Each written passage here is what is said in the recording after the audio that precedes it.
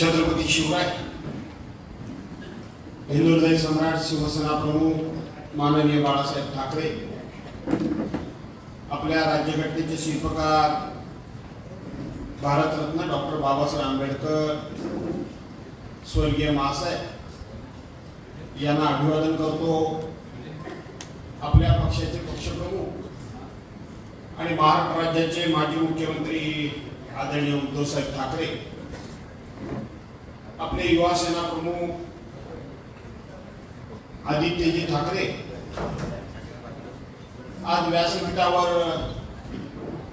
आपणा सर्वांना आशीर्वाद देण्याकरता, माझ्यासह सर्वांना आशीर्वाद देण्याकरता आणि आपल्या सर्वांची हिंमत वाढवण्याकरता म्हणून वयाच्या 83व्या वर्षी, वयाच्या 80व्या वर्षी सुद्धा उपस्थित असलेले आमचे ज्येष्ठ मार्गदर्शक सन्माननीय हिंदवी गावचे पानगले उंटी यांनी खारवी समाजाला विकासात्मक आणि विधायक दृष्ट्या देशाबरोबर राज्याबरोबर आणण्याचा आपल्या आयुष्यातले दुसरे वयोवृद्ध श्रीयुत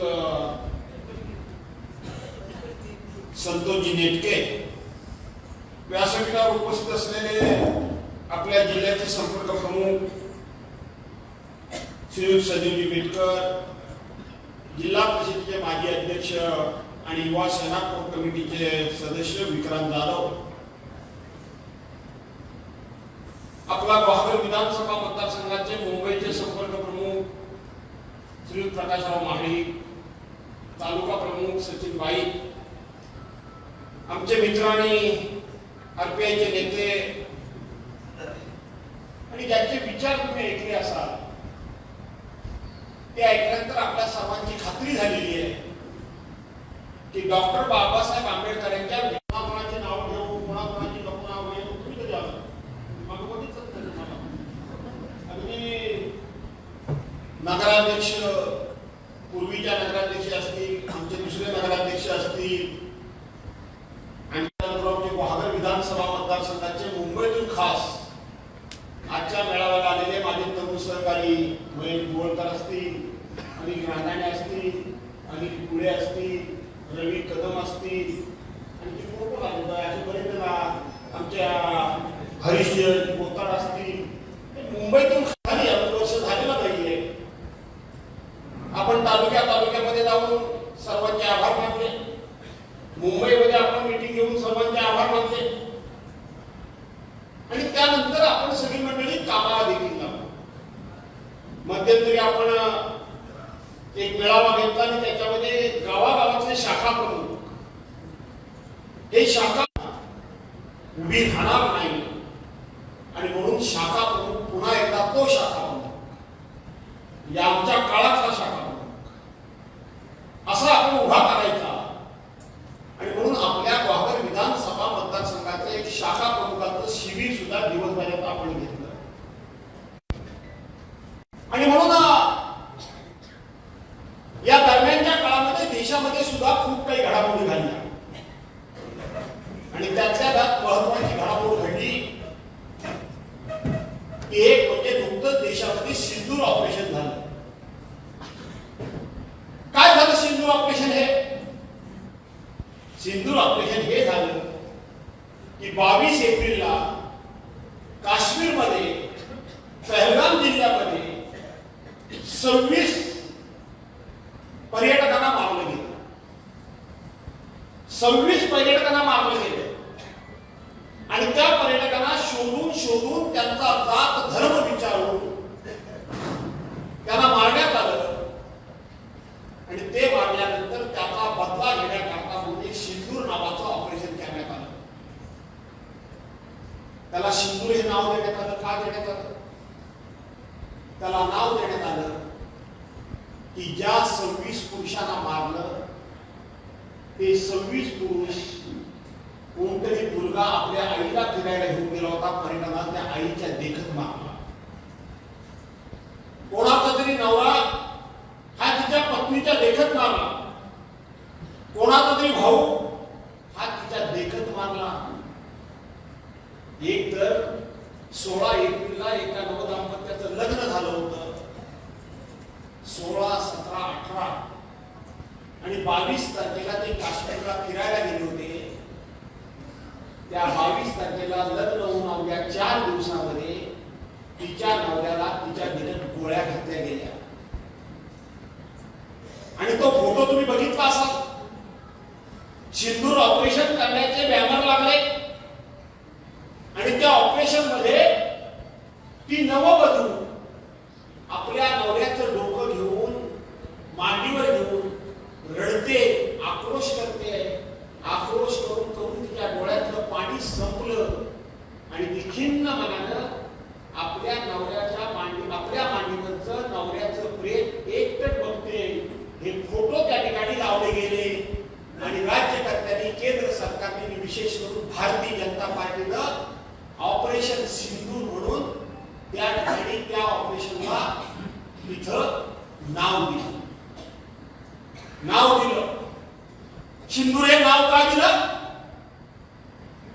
तर 26 महिलांची त्या ठिकाणी कपाळ पांढरी झाली, त्यांची कोप उजाडली आणि त्याचा बदला म्हणून सिंदूर नावानं या ठिकाणी ते ऑपरेशन केलं, ती लढाई केली.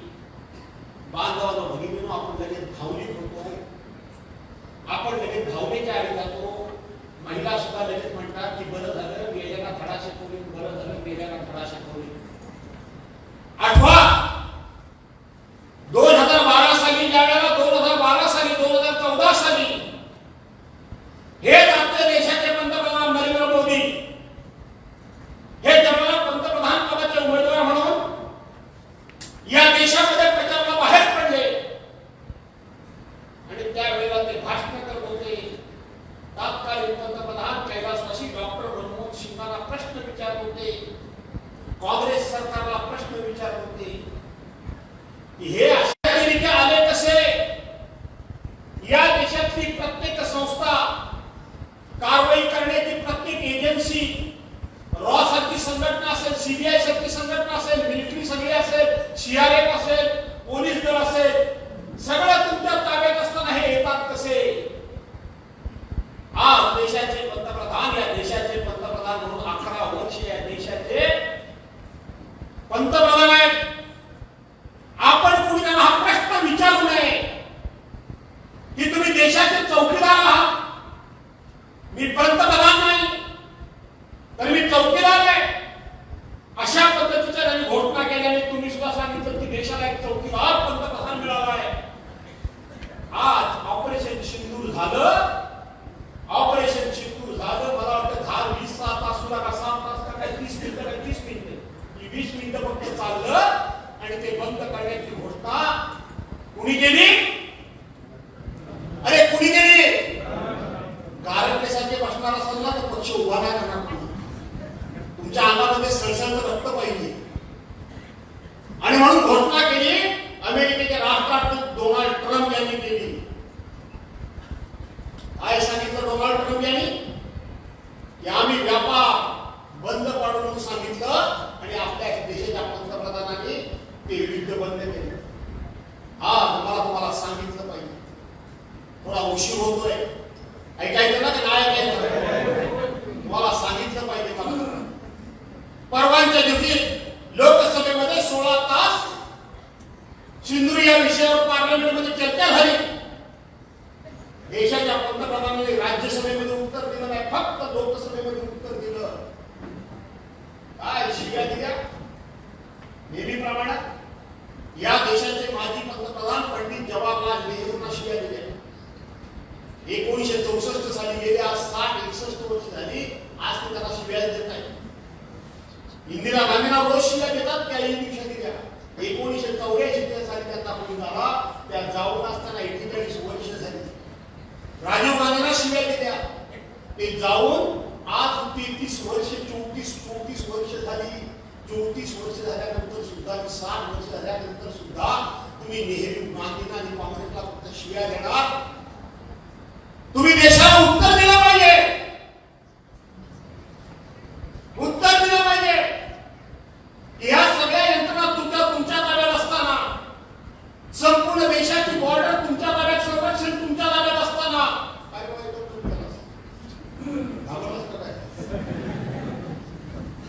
सगळी बॉर्डर, सगळ्या चौकशा यंत्रणा, सगळ्या संरक्षण यंत्रणा तुमच्या हातात असताना हे अतिरेकी आले कसे?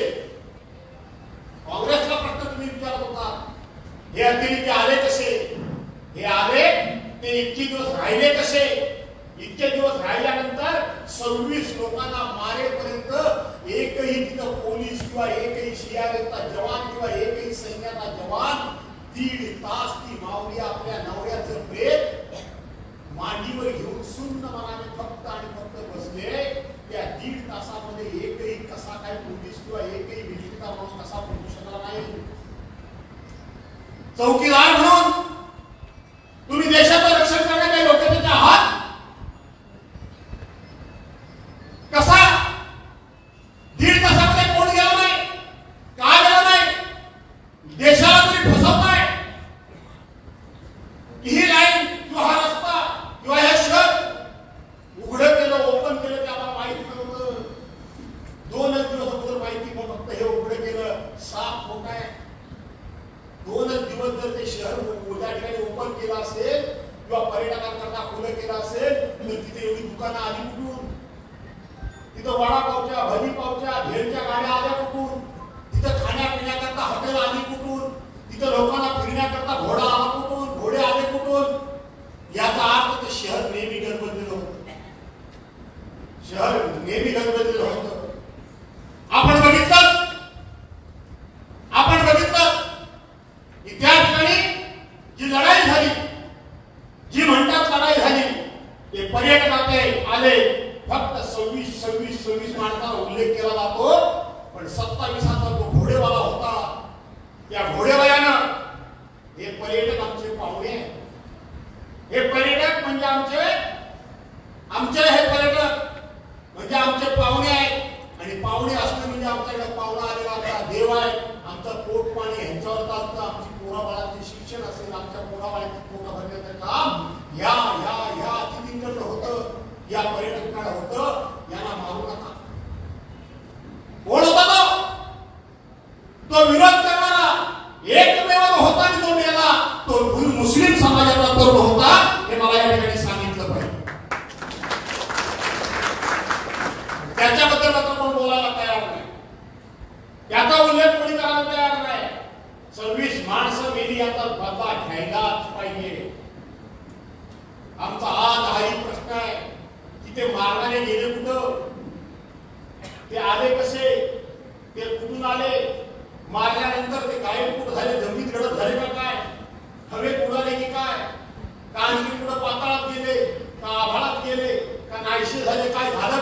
डोनाल्ड ट्रम्प हे तरुण मित्रांनी ऐकून ठेवलं पाहिजे. डोनाल्ड ट्रम्प यांनी भारताला युद्ध मागे घ्यावून दमबाजी केली होती. अशाच पद्धतीनं तत्कालीन पंतप्रधान इंदिरा गांधींना त्यावेळेला अमेरिकेच्या पंतप्रधानांना माणूस पाठवून दम दिला होता. पाकिस्तानच्या बरोबर ते युद्ध मागे घ्या. मागे घेतलाच नाही तर मी माझं सैन्य पाठवीन. हिंदी महासागरामधल्या खाडीमध्ये त्या ठिकाणी सैन्य उतरलं होतं. आजच्या सारखं सगळे जग आपल्या पाठीशी नव्हतं, किंबहुना आपल्या बरोबर कोण नव्हतं. सगळे पाकिस्तानच्या बरोबर होते. इंदिरा गांधींनी ते सगळं ऐकलं. सगळं डिटेल्समध्ये सांगत नाही तुम्हाला, पण इंदिरा गांधींनी सांगितलं, खबरदार, ही आमच्या 2 देशांमधलं वाद आहे, 2 देशांमधलं भांडण आहे, 2 देशांमधली लढाई आहे. याच्यामध्ये जर तुम्ही पडला, अमेरिकेला सांगितलं, चायना त्यांच्या बाजूला होती तर बलुचिस्तान असेल तर आणखी काय असेल, पण ची मागे आहे. ज्यावेळेला हल्ला झाला त्यावेळेला देशाचे पंतप्रधान बाहेर होते, परदेशात होते. परदेशाला होतं पहिल्यांदा जायला पाहिजे होतं का नको होतं? तिथं 26 माणसं मी तिथून जायला हवं का नको होतं? कुठे गेले पंतप्रधान? कुठे गेले? कशाला गेले? निवडणुकीच्या प्रचाराला गेले. माजी राज्यपाल सत्यपाल मलिकांचं निधन झालंय.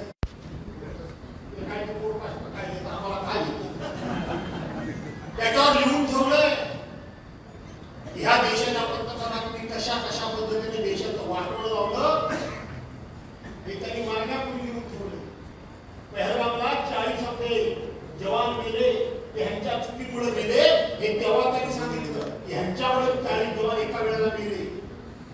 म्हणून त्यांच्यावर नाना तऱ्हेच्या चौकशा लावल्या. ते जेलमध्ये किंवा त्याच्या रुग्णालयात गेले आणि ते आजारी पडले, संपले, त्याने लिहून ठेवले.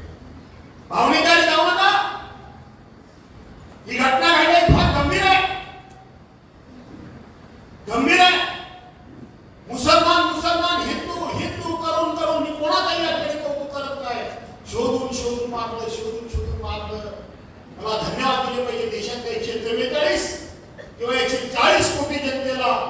की हिंदूंना शोधून शोधून शोधून शोधून मारलं. याच्या वेदना आहेत, याचं दुःख आहे, त्याला धडा शिकवायला पाहिजे होता. पण हे सारखं फक्त हिंदूंना मारलं, फक्त हिंदूंना मारलं असं करून या देशामध्ये कुठे जातीय दंगलीत भडकवायचा कोणता प्लॅन होता ना. देश शहाणा झालाय, देश हुशार झालाय. आता जातीय दंगली लोक करायला तयार नाही. त्यांना कळून चुकलं की हे राजकारणाकरता काय काय करते, काय काय करते. आणि म्हणून हे अशा पद्धतीचा एक उद्योग किंवा अशा प्रकारची घटना ही देशामध्ये मागच्या 4 महिन्यामध्ये झाली. नुकतीच्या गतीची सुखद अशी घटना झाली. 7-5 जुलैला राज ठाकरे आणि उद्धव साहेब ठाकरे एकत्र आले की नाही आले? बघितले की नाही? आता 2 भाऊ एकत्र आले, तुम्हाला आनंद झाला, दुःख झालं? त्यांनी भाजपवाला भयंकर दुःख झालंय, शिंदे सेनेवाल्याला आणखी दुःख झालंय. 2 भाऊ एकत्र आले. ही सुद्धा घटना तुमच्या आमच्या दृष्टीने खूप चांगली आहे. राज्यामध्ये सगळे मंत्री काय वाटेल ते बडबडतात नाही बडबडतात. एकमेकांनी काय ठेवतच नाही, ठेवतच नाही.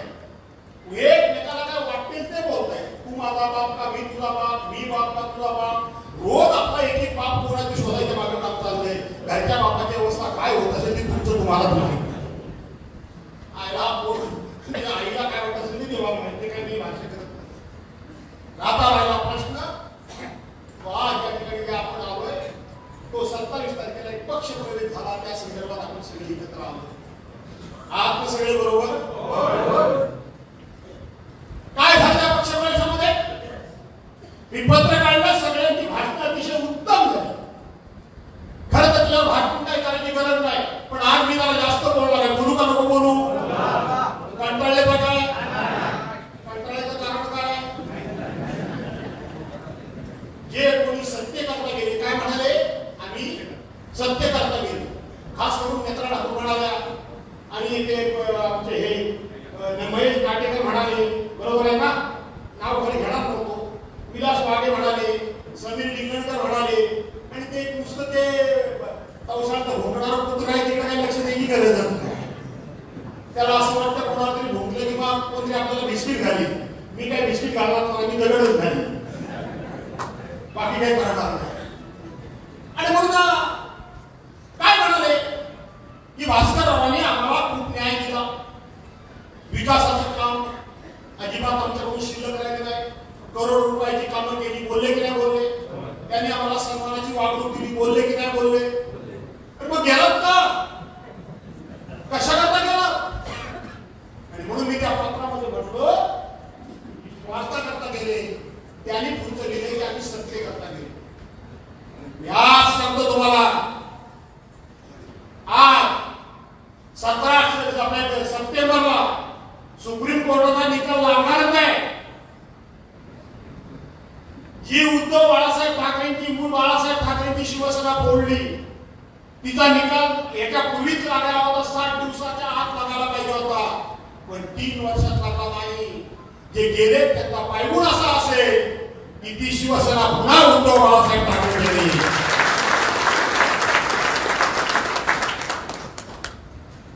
पुन्हा हा चमत्कार नाही, ही वस्तुस्थिती आहे, घडणार आहे. पण नाही घडलं तरी आज सांगतो तुम्हाला की आजच्या दिवशी आपण निर्धार करायचा. काय वाटेल ते झालं तरी हरकत नाही. पुन्हा एकदा उद्धव बाळासाहेब ठाकरेंची सत्ता आणायची म्हणजे आणायची. आज तुम्ही बरोबर नाही?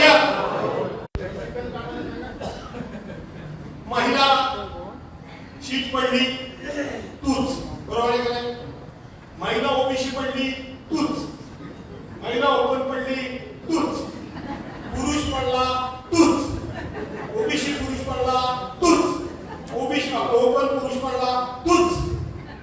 कमी काय पडलं? कमी काय दुसरं काय पडलेलं नाही. या पोटात गोळा होता.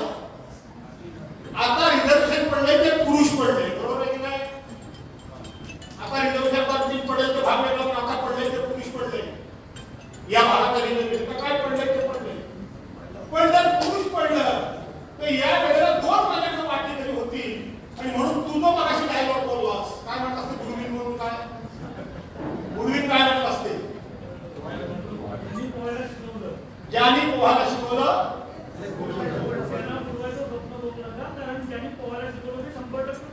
बुडवल्याशिवाय राहणार नाही. नेत्रा ठाकूरच्या बाई कोणाला बोलणार ते मला माहित नाही, पण या मतदारसंघातले दोन चेहरे उद्याचे कदाचित पुरुष उमेदवार पडला तर त्याला उमेदवारी मिळाली असती. एक म्हणजे विलास वाघ आणि दुसरा समीर गेडेकर. याला मात्र तिने बुडवलं. त्या दोघांना काय म्हणाले? आम्हाला कामं काय, कुठली कामं राहिली तुमची शिल्लक? एक सांगा. काय या ठिकाणी रत्नागिरीच्या रोज बातम्या वाचता की नाही वाचता? खड्ड्याच्या बातम्या वाचता की नाही वाचता? तिथल्या शिवला भेटायला शिष्टमंडळ जातात की नाही जातात? खेड दापोलीचे रस्ते त्यांचे फोटो रोज दाखवता की नाही दाखवता? मनसेने आता स्कीम लावले, आपली काय ते स्पर्धा लावली रील्सची, की खेड दापोलीचे सगळ्यात मोठे खड्डे त्याची चांगली रील काढली, त्याचं बक्षीस. मला वाटतं त्याचं बक्षीस रामदास कदमलाच मिळेल, बाकी कोणाला मिळणार नाही. त्यालाच मिळणार आहे, त्यालाच मिळणार आहे. कुठला असं कुठली गोष्ट तुमच्याकरता झाली नाही? उदय सामंतांनी त्या दिवशी भारतामध्ये सांगितलं पालकमंत्री म्हणून की 2017 साली माझ्या बहिणीला जिल्हा निर्णय मंडळ मिळालं नाही. मला वाईट वाटलं म्हणून मी तिला भाऊबीज दिली. काय भाऊबीज दिली? पक्ष पडायचा काय दिली? काय तुम्ही भाऊबीज दिली? मला उदय सामंतांना सांगायचं आहे की 2017 साली तुम्ही शिवसेनेचे होता आणि 2017 साली नेत्रा ठाकूर निवडून आली, ती राष्ट्रवादीकडून निवडून आली. आता त्या जर राष्ट्रवादीकडून निवडून आली तर ह्या बाईला जिल्हा निर्णय मंडळावर कुणी पाठवायला पाहिजे? तो उदय सामंतांच्याकडे कसं काय ह्यांचं साठवलं होतं? म्हणजे ह्यांचं साठवलं होतं कधीपासून होतं लक्षात ठेवा. बरोबर आहे की नाही? हे लक्षात घ्या तुम्ही. 2017 साली या निवडून आल्या राष्ट्रवादीकडून आणि मी बाहेर गेली तिकडे उदय सामंतांकडे साठवलं करायला, तेव्हापासून साठवलं होते. हे उदय सामंत बोलले काय बोलले? त्यांनी संजय दत्तांना त्या ठिकाणी साक्ष ठेवलं. काय संजय वापरीला 2017 साली करत होतो की नाही? पण संजय आपण तेव्हा राष्ट्रवादीत होते, हे सेनेत होते, केलं नाही. पण बाईगर 2012 साली तुला कोणी केलं? तेव्हा जिल्हा निर्णय मंडळावर गेली होतीस ती. तेव्हा जिल्हा निर्णय मंडळावर होत्या की नव्हत्या त्या? तेव्हा बाई म्हणाली नाही की 2012 मला भास्कररावांनी पाठवलं म्हणून. तेव्हा बाई बोलली नाही. बोलली बाई? बोलली नाही. काय जिल्हा नियोजन मंडळ? जिल्हा नियोजन मंडळ त्या हुबळे मुलगीला पण दिलं जिल्हा नियोजन मंडळ. त्यावेळेला काय दिलं की नाही दिलं? त्यांना पण दिलं, यांना पण दिलं. त्याचा उल्लेख तुम्ही करायला तयार आहे. आणि आता जिल्हा निर्णय मंडळ मिळालं आहे म्हणून तेव्हापासून मनामध्ये दुःख होतं. याचा अर्थ लक्षात घ्या की हे फक्त दिसायला माझ्याबरोबर होते. बेटकर साहेब सगळ्यांची नावं घेत नाहीत. बहुतेक यादीत हे पण नाव असावं असं मला वाटतं. महेश बेटकरांचं नाव त्यांनी घेतलं. कधीपासून हे होते माझ्याबरोबर हे लक्षात घ्या. मी दोष दिला नाही, मी दोष देणार, मी दोष देणार नाही. काय आणत काय पैसे? कुठून आणणार तुम्ही पैसे? कसे आणणार पैसे? जिल्हा निर्णय मंडळ तुम्हाला मिळालं नव्हतं. पण आज मी सांगतो जे गेले त्यांना एक लक्षात ठेवा की काही झालं तरी पुढचं काय होईल ते नंतर बघतोच मी. पण 2029 पर्यंत तुम्ही आमदार व्हायला का नाही? थोडा खाली समाजामध्ये गडबड केलाय म्हणून. खाली समाजामध्ये काहीतरी गडबड झालेली आहे. जर खाली समाजात गडबड केली नसती ना पारिजात कांबळे मॅडम, तर परवानच्या दिवशी एकनाथराव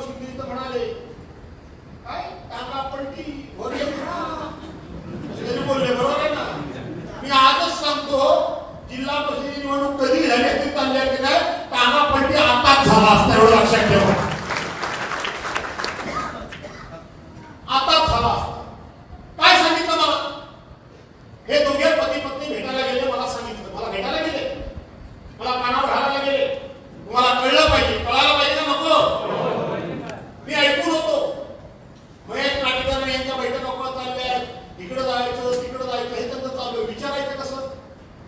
अनेकांनी सांगितलं. काय रे सचिन, बरोबर आहे का? विचारायचं कसं? आपणच संशय घेतल्यासारखा होतो. आणि म्हणून मला नवरा बायको दोघं सांगायला आली, साहेब आम्ही आता बदलायचं ठरवलेलं आहे. म्हणजे म्हटलं काय करायचं ठरवलंय? तर आम्ही शिंदे सेनेत जातो. का जाताय, कशाला जाताय? तर मी निवडून येणार. काय म्हणाल्या? मी निवडून येणार नाही. का निवडून येणार नाही? तर खारवी समाजाचा तर कधी भरोसा नाहीच माझा त्यांच्यावर भरोसा नाहीच कधी. पण कुणबी समाजाचं माझ्यावर प्रेशर आहे. काय कुणबी समाजाचं प्रेशर आहे तुमच्यावर? तर सगळा कुणबी समाज म्हणतो आपण सत्तेत जाऊया. सगळा कुणबी समाज म्हणतो आपण सत्तेत जाऊया. बरं मग काय म्हणून आता नाईलाज होतोय. आज मला वाटतं पांडुरंग आपले तुम्ही कुणबी समाज येतात ना? शिवण झाला तुम्ही कुणबी समाज येतात ना? तुम्ही रवींद्र आंबेडकर तुम्ही कुणबी समाज कुणबी समाज तुम्ही सगळे कुणबी समाज येतात. आणि तुम्ही महेश तुम्ही हरीश कोकाट तुम्ही तर हात वर करा नाही कुणबी समाज येते कुणी दे.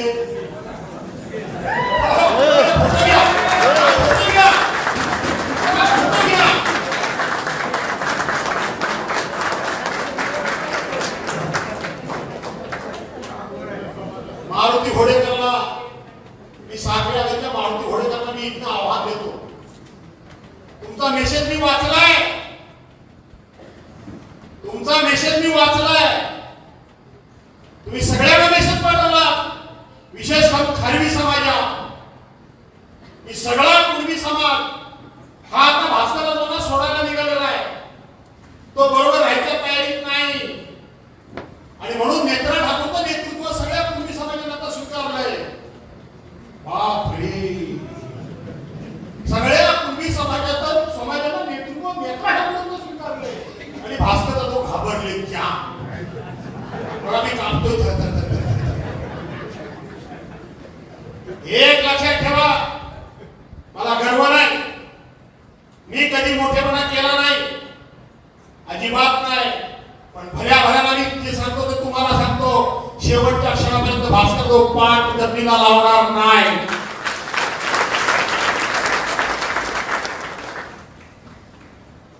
काय कशा करता? घाबरायला तुम्ही पाहिजे. जी बोट उडाली नाही, जी बोट जळली नाही. मारुती घोडेकर त्याचं सगळं सामान तुम्ही बाहेर काढलं आणि माझी मदत घेऊन सरकारकडनं पैसा उकळला. तुम्ही घाबरला पाहिजे. मी कशाला घाबरेन? तुम्ही सोसायटीचे चेअरमन आहात. काल एका दिवसामध्ये तुमच्या विरोधाचे कागदपत्र माझ्याकडे आले. मी आजपर्यंत जे मला कोण सोडून गेलेलं वाडकर साहेब त्यांच्याबद्दल वाईट तर बोललोच नाही. त्यांचं वाईट तर चिंतलंच नाही. त्यांचं वाईट राहावं असं कधी प्रयत्न पण केला नाही. ज्याचं कर्म त्याच्याबरोबर. आज तुमची कागदपत्र सगळी माझ्याकडे आली. आज वेळेश्वरच्या खारवी समाजाला मी सांगतो, जे तुमच्याकरता मी केलंय ना, तुमच्याकरता साखरेकरता खारवी समाजाला पण सांगतो, सगळ्यांना सांगतो. काय व्हायचं तर होईल. बरोबर आहे ना? सगळ्यांना सांगतो. वेळेश्वरला खारवी समाजाचा सभागृह बांधलेला आहे.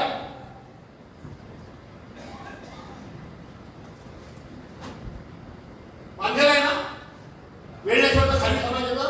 तर कोण वेळेश्वरचं कोण आले का नाही? पाहायला घाबरले सगळे. इतर समाजाचे कोण आले तर नाही आले. चालू आहे. आताच त्या ठिकाणी 31/5/2025 ला पंचनामा झालाय. प्रांतांनी 6 जूनला 6 जून 2024 ला तुमच्या विरोधात सीआय भेटला रिपोर्ट पाठवून तुमचं सभागृह पाडायला सांगितलेलं आहे. आजपर्यंत प्रत्येकाला मदत केली. एवढंच फक्त सांगतो मी, याला पाडण्याला कोणाला मदत करत नाही. पण हा तक्रार करणारा कोण? जिला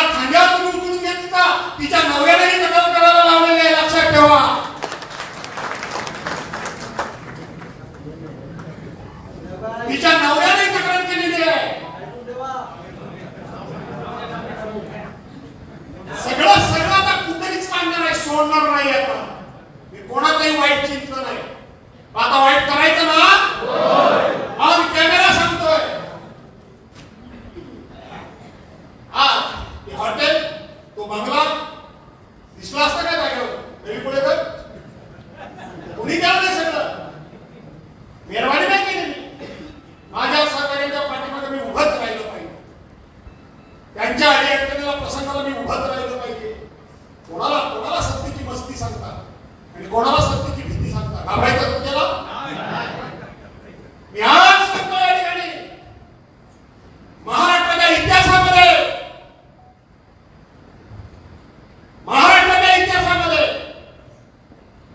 साखरे आगाला जेटी फक्त आणि फक्त एका जेटी करता स्वतंत्रपणे 8.5 कोटी रुपये मंजूर करणारा भास्कर जाधवच आहे. जे तुम्ही पण त्यांनी पण सांगितलं की 8.5 कोटी रुपये त्यांनीच मंजूर केले. त्या पण होता माझ्यावर, काय असं मी म्हणत नाही. हा साखरे आगाला मीटिंगला बोलवलं होतं. गव्हर्नर या मी काय म्हणतो ते ऐका. मला पटलं आनंद आहे, नाही पटलं तुमचा निर्णय तुम्ही घ्या. मी काही म्हणणार नाही. ते साखरे अगरवाल्यांचा आम्हाला निरोप सकाळी आला की आम्ही भास्कर शेठला सांगितलं होतं की आम्ही तुमच्या सभेला जरूर येऊ, पण नेत्रा ठाकूर सत्तेत गेले त्यामुळं आमचं काम तीच करू शकते. माझ्या शुभेच्छा आहेत, तुमचं काम लवकरच पूर्ण व्हावं. माझ्या शुभेच्छा आहेत. ते महेश नाटेकर काय दत्ताशे म्हणतात, हे महेश नाटेकर त्यांना आपण समाजाचे नेते, तुम्ही कुठं जातीपातीला मानत नाही, समाजाचे नेते 2020 साली इथं आलो. 2020 साली हे दत्ताशे म्हणकर नवानगर सोडलं. जे मी तुमच्या पश्चात पण सांगतो, तिथं संदीपला पण बघितलं मी, तिथे शंकर कोळकरला पण मूर्ती बघितले, ते बघा त्यांना पण बघितले, बऱ्याच जणांना मी बघितले. कोण होता आमच्याबरोबर? असगणित आमचा वैभव, राजेश कुलसंकर, छाया पटनार, भिकाजी पटनार अशी ठराविक माणसं सोडून गेलो नाही तर कोण नव्हतं. 5 शेतकरी आज आमच्याबरोबर नसेल पण सीताराम पटेकर आमच्या बाजूला होते. बाकी कोण होतं? या साखरेला लक्ष्मण पावसकर, मारुती होडेकर आमच्या बाजूला होते. बाकी कोण होतं? स्वतः महेश नाटेकरांच्या गावाचा काताळे, पालशेत, ही सगळी खाली समाजाची गावं ही सगळी भाजपाकडे होती. दुसरं गाव ते ढोकावं, त्यातलं ते आपले पांढरा पालशेतकर पांढरा नाही पालशेतकर आपले बलसेना पालशेतकर वगैरे ठराविक लोक. हा सरपंच आमच्या इथं दिसला होता मला, आशीर्वाद पावसकर, त्याचे वडील दयानंद पावसकर, ते आमचे पाटील नागू पाटील, अशी ठराविक माणसांकडे होती ठराविक. बाकी सगळे भाजपवर होते. महेश नाटेकर तुम्ही सेनेचे नेते होता, तुमच्यावर कुठं समाज होता? कधी समाज तुमच्यावर होता? अरे हा समाज कामानं जवळ आणण्याचं काम जर कोणी केलं असेल तर ते भास्कर जाधवने केलेलं आहे. आज तुम्ही मला विसरलात काय? आज मला विसरला? त्या कारुळला पाणी नव्हतं, पाण्याचा थेंब नव्हता. भोसले नावाचे कंडक्टर होते, त्यांच्या विहिरीवरून खाली समाजाला पाणी मिळत होतं, त्यांनी बंद केलं भाजपच्या नावाला लागून. का तर ते लोक प्रश्न सोडवणारा भास्कर आयुष्यभर भारतीय जनता पार्टीचा पाठीमागे समाज राहणारा समाज. पाणी नाही मिळालं होतं त्यांना, आपण दिलं. लोकांना निवडणुकीचा बहिष्कार केला होता. महेश नाटेकर तुम्ही बहिष्कार उठवायला गेला होता. समाजाने तुम्हाला उभं नाही केलं. 5,30,00,000 रुपयाची योजना भास्कर जाधवनी दिली. भास्कर जाधवनी दिली. आज गोरी तर तसंच आहे. हे बाजूला 500 आहे. सगळे सांगत होते ही योजना होऊ शकत नाही. 7,31,00,000 रुपयाची योजना भास्कर जाधवनी दिली. आरवी समाजातील गावाचं सांगतो मी तुम्हाला. काय सांगताय तुम्ही कोणाला सांगताय कामाच्या बाबतीत? मला तुमच्या मला जीवाचं रान केलंय मी. तुमची खरं ही सगळी समुद्राची खाडी किनारी होती. ही समुद्राच्या लाटामुळे सुनील अडचण झाली होती.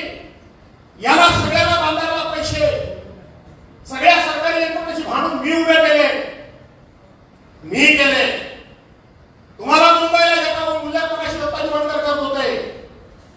गोपीनाथराव मुंडे ऊसतोड कामगार मंडळ आज ताब्यात झालं नाही. माथाडी कामगारांच्या धर्तीवर खारवी समाजाकरता आज कोणी जे काही केलं नाही त्या खारवी समाजाकरता त्या ठिकाणी स्वतंत्र मंडळ उभा करणारा हा भास्कर जाधव आहे. पावसाळ्यात सुद्धा तुम्ही घरी आल्यानंतर तुम्हाला पगार मिळत नाही. ते पगार तुम्हाला सरकारकडे मिळावे हे निर्माधी कागदात तरतूद करणारा भास्कर जाधव नाही. घराची प्रॉपर्टी टॅक्स वसूल केला जात होता, घराची मालकी नाही. मी जेव्हा खाली समाजाच्या घरामध्ये जातो तेव्हा घरामध्ये अतिशय टीव्ही छान पैकी घरं, पण घराच्या बाहेर पडल्यानंतर विठ्ठलराव एक तुळशीचं वृंदावन बांधायला सुद्धा त्या लोकांना जागा नाही. त्यांच्या मुलाबाळांना खेळायला जागा नाही, कुठल्याही प्रकारची जागा नाही. त्यांच्या घराखालच्या जमिनी नावावर करण्याचं हे जर सगळ्यात मोठं काम कुणी केलं असेल तर त्या भास्कर जाधवने केलेलं आहे. आज कोणतरी फाटके कोणतरी नेते येऊन सांगतात आणि तुम्ही त्यांच्या नावाला मला परवा नाही म्हणतात. बऱ्याच जणांनी केलं आणि आता सोडून जायच्या गोष्टी करता. ही बाई जाते त्या बाईच्या मागणे गेलं की आमचं का होईल. काय तुमची बुद्धिमत्ता घाण पडली की काय होतं. मागच्या वेळेला स्ववंशी कमिटीचा अहवाल आला. एकनाथ खडसे भाजपचे मत्स्य विकास मंत्री होते. तुमचं जानेवारीपासून मच्छीमारी बंद केली, बरोबर आहे वडकर साहेब. प्रत्येक वेळी तुम्ही एका 2-3 महिने आपल्या बायका मुलांच्या मध्ये राहता. बायका मुलांच्या मध्ये राहता, मस्त पैकी अंगा बिगावर दाग दागिने घालता आणि निघाला ती पुन्हा ते दागिने बँकेमध्ये ठेवता. त्याच्यावर काय असेल ते कर्ज काढता. तुमच्या घराखालच्या जमिनी तुमच्या नाही, स्थावर मालमत्ता तुमची नाही, म्हणून बँका तुम्हाला कर्ज देत नाही. आम्हाला तिथे तशी देत नाही. तुमच्या दागिन्यावर कर्ज देते. आमच्या मुलांना शिकायचं असेल तर बँका विनाव्याज आम्हाला कर्ज देते. खारवी समाजाच्या मच्छीमार लोकांच्या मध्ये कुठलेही असतील समाजातले दालवी असतात, मुस्लिम असतात, खारवी असतात, कोळी असतात, भोई असतात, त्यांच्या मुलांना कर्ज मिळत नाही.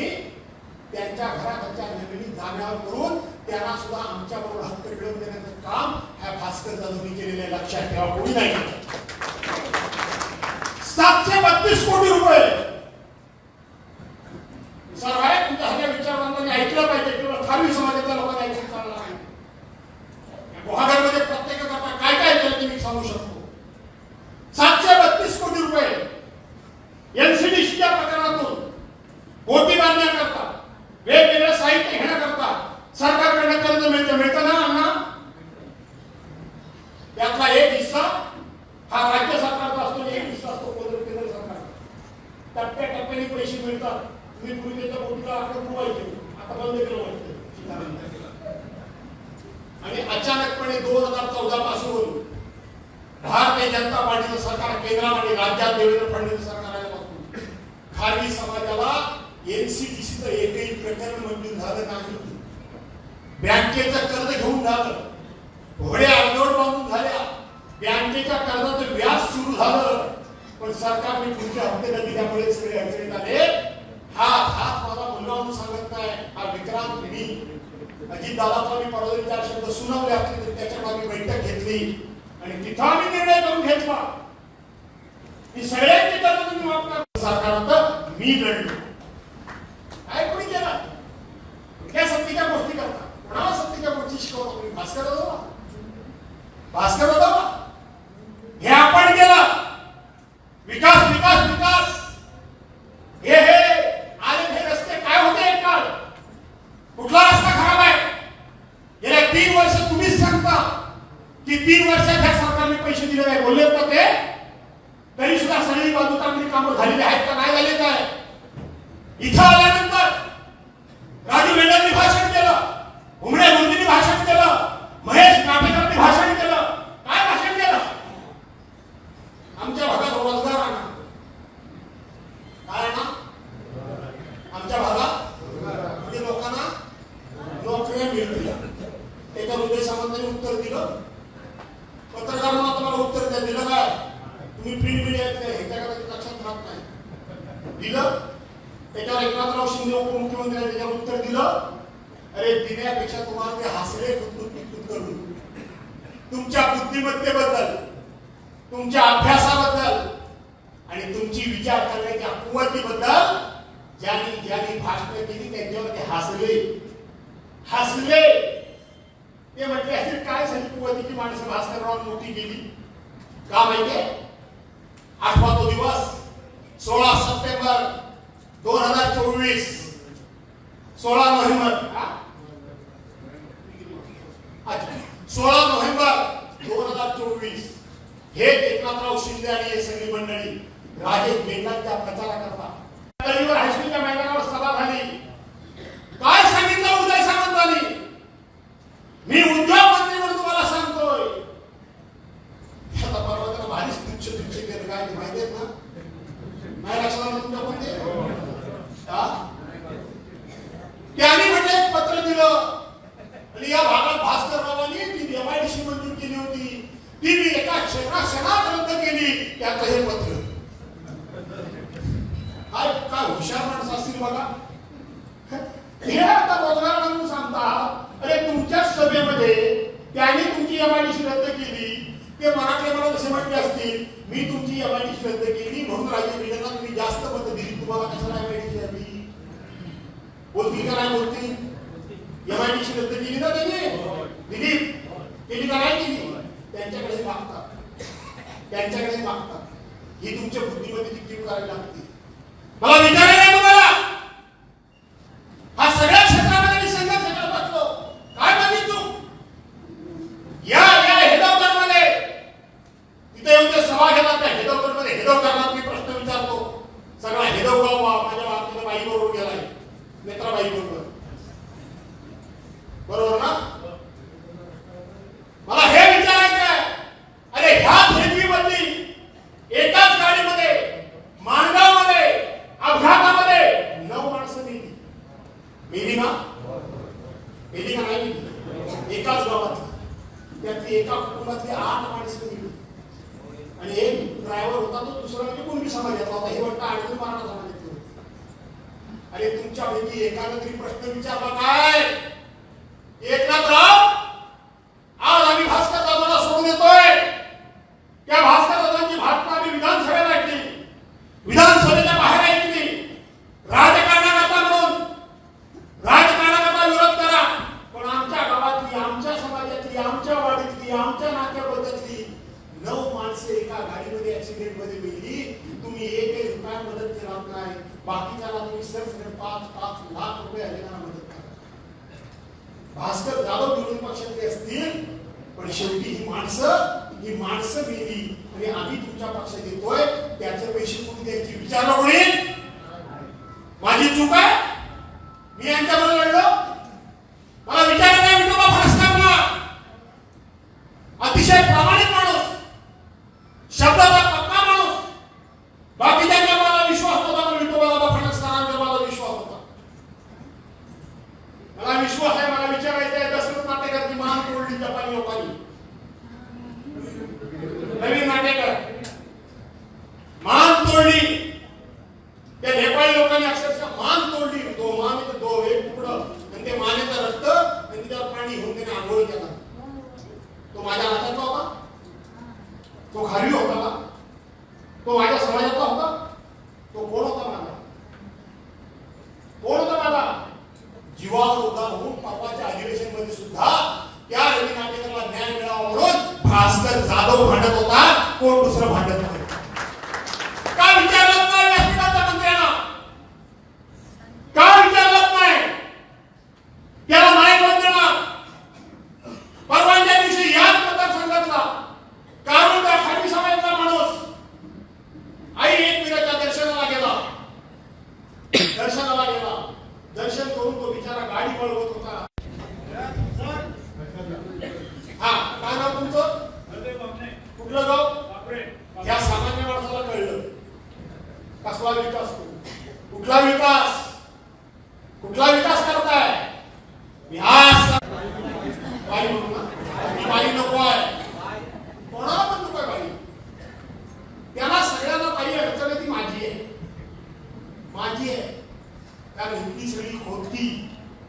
त्या लेखींचा दहशतवाद अण्णा तुम्ही बघितलेला लोकांच्या विरोधात पत्रव्यवहार करून कसं लोकांना छळायचं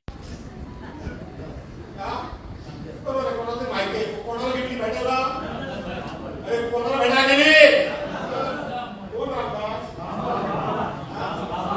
बांबवाला ना आता बांबवाला नाही म्हणायचं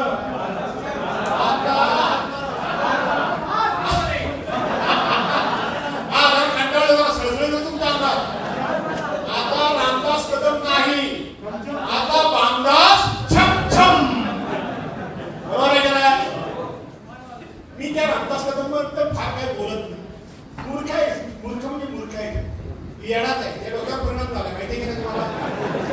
रोज सकाळ संध्याकाळ त्या उद्धव साहेबांना इतकं घाणेरडं बोलत असतो रे लहान वाटते काय तुला. 32 वर्ष तू आमदार झाला बरोबर आहे ना कोणामुळे झाला उठसूट योगेश दादाला संपवायचं आईला हात आपल्या पोराला संपवतो हे लक्षात ठेवा. सकाळ संध्याकाळ योगेश दादाला संपवले काय आहे 2 वेळा आमदार झाला मंत्री झाला भाषण देत आणि काय म्हणतो भास्कर जातो माझ्या पाया पडला असतात मी म्हटलं मला तिकीट दे आईला ज्याचं तोंड बघायचं नाही त्याची मी बघायला जाईन काय आता काय ते तुम्ही समजून घ्या बरोबर आहे ना. रामदास कदम आई कोटेश्वरीच्या देवळात मला बोलवली तू पण उभा राहा. तू कोटेश्वरी तुझा ग्रामदैवत आहे उभा राहा. मी तर तुझ्या कधी पाया पडलोच नाही तिकीटा करता पण सचिन हा रामदास कदम माझ्या 2 वेळा पाया पडला 2 वेळा. खाजगी झालेलं कधी सांगायचं नसतं पण ते गमरेडून सांगायला लागतं शिकायला प्रमोद पाचेकर भाजपा बरोबर सांगायचं असतं. हा रामदास कदम 2009 ते 14 राष्ट्रवादी काँग्रेसची सत्ता होती तेव्हा हा मला रोज भेटायला यायचा सरपंच तुम्ही हे हा बाहेर बोलतो तेव्हा लावू नका. आता कधी छमछम बंद झाली म्हणून येणार आला म्हणून आपला आला मी किंमत द्यायचो नाही एक दिवस आवाज माझे पाय धरून नवाबी अधिवेशन चालू असताना म्हणून कोटेश्वरीच्या देवळात ये तुला विचारतो आणि माझ्या पाय धरला तुझी स्टाईल आहे पाहिजे प्रत्येक बोलीत देतो वेटरना माहिती समोर गुरगुरतो पण गप्पू आतमध्ये बोलतो तुम्ही पाय धरतो वेटरन तेवढा खर्च करा सगळा खर्च करा आतमध्ये पाय धरतो प्रत्येकाचे कोणाचेही डॉक्टरमध्ये पाय धरणार बाहेर असा दरकाळी बोलणार काय विचारता वाघ याला वाघ त्याला बिबट्या आणि माझ्या पाय धरणाने मला सांगितलं मला विरोध करू नकोस सुभाष मध्ये तुमचा स्वभाव मला का आवडतो तुम्ही सांगतो मला सांगितलं नव्हतं की तुम्ही या मुखावर काम करायचं केलं पण तुम्ही बाळासाहेबांना याच्याबरोबर आणि म्हणून मला सांगितलं मला विरोध करू नको तुझ्या पाया पडतो लोका मी राष्ट्रपती घेतो या मला काय फरक पडतो मी मंत्री होतो मला काय फरक पडतो या नाही मला राज्यमंत्री देत आहे पण मी कॅबिनेट मंत्री मागतोय आणि मला म्हणतात तुला कसं कॅबिनेट मंत्री बघा रामदास भाई मी असं बोलतो रामदास भाई भास्कर जाधव कोणाच्या सावलीला हवत नाही. तुझ्या नशिबात असतं तुला मिळेल माझ्या नशिबात असतं मला मिळेल मी मला विरोध केलेला नाही मी मला विरोध करणार नाही तू माझ्या पाया पडतास मी नाही तुझ्या. दुसरं नागपूरचं अधिवेशन होतं नागपूरचं अधिवेशन होतं आणि सर मला हे एकाला बोलवा तिथं बाकीचं काय सांगत नाही थोडं पाया पडायचं तेवढं सांगतो बाकीचं सांगू हा मी तिथं मला आतमध्ये बोलवलं नाही हा बांगला घ्या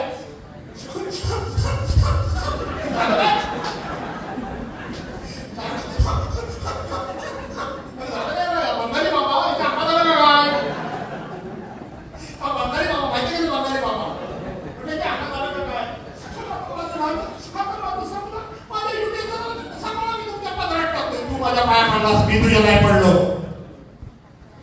तू माझ्या पाया पडलास. खरं तर हे खाजगीच्या गोष्टी बोलायच्या नसतात पण तुम्ही जेव्हा 4-4 वेळा बोलतो तेव्हा एकदा तरी मला बोलावं लागतं. तू माझ्या पाया पडलास लाज वाटली पाहिजे. काय म्हणतात नाही काय म्हणतात हे पैसे कमवलेले कसले म्हणतात भडवेगिरीचे म्हणतात ना बरोबर आहे ना. हे भडवेगिरीचे पैसे ज्यांनी कमवले त्यांच्या पाया पडायला जाता तुम्ही भास्कर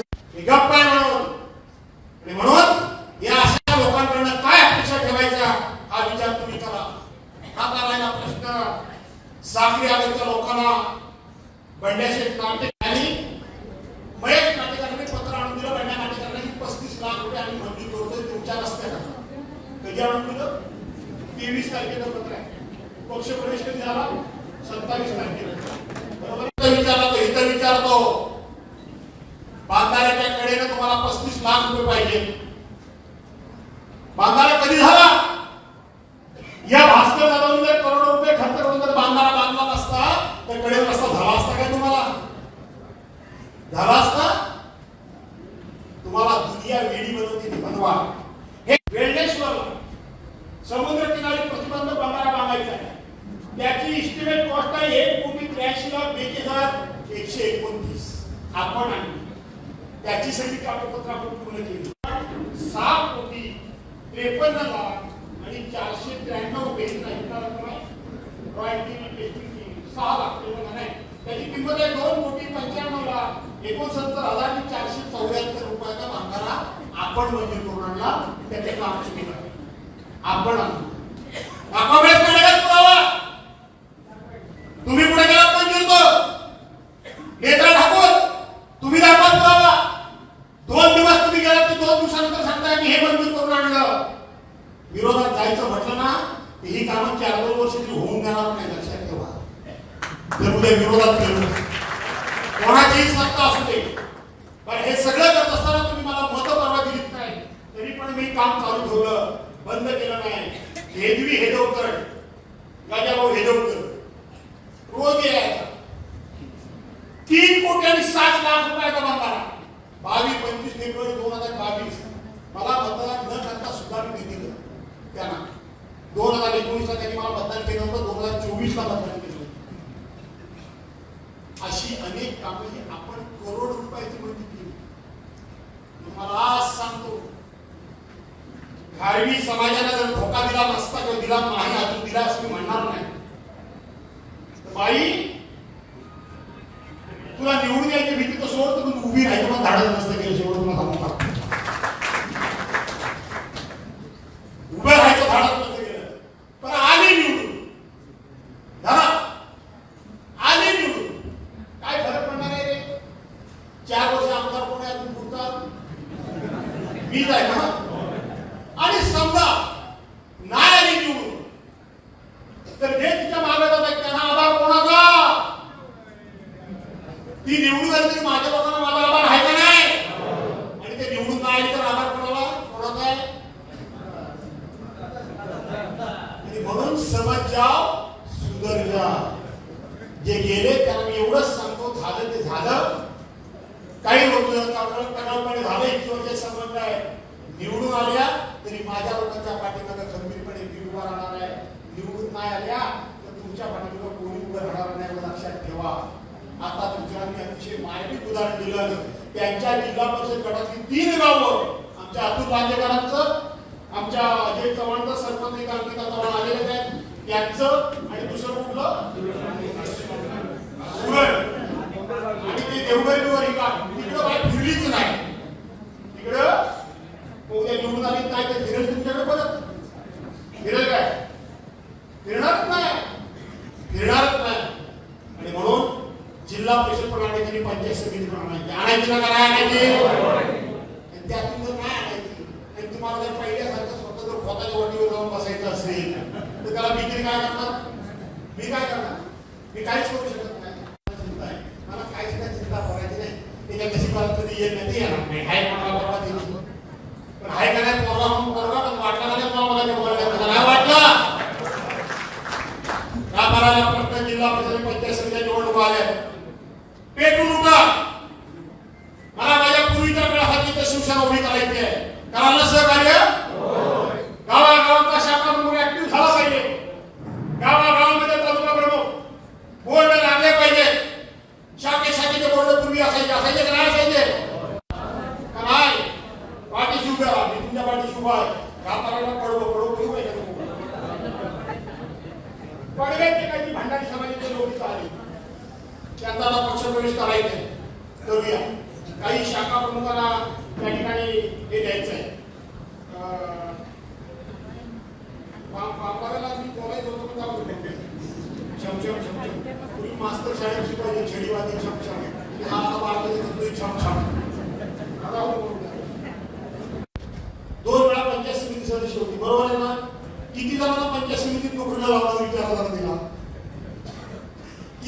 जणांना लावला, लावायला पाहिजे ना. आमदारावर तुम्ही रागवता, आता तुम्ही सभापती झाले तर लावायला पाहिजे का